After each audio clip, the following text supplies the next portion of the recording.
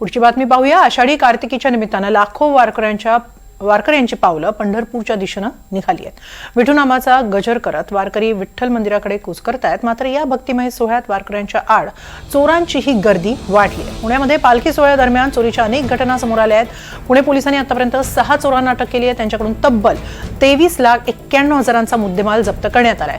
पालखी सोहळ्यात चोरीची वाढलेली प्रकरणं पाहता वारकऱ्यांनी सावध राहावं असं आवाहन करण्यात येत आहे। पालखीच्या निमित्तानं लाखो भाविक ह्याच्यामध्ये सहभागी होते। हे करत असताना ग्रामीण भागातील पण मोठ्या प्रमाणावर महिला ह्याच्यामध्ये सहभागी होत्या आणि त्यामध्ये असं निदर्शनास आलं आहे की काही चेन स्नॅचिंग करणाऱ्या टोळ्यासुद्धा ॲक्टिवेट झाल्या।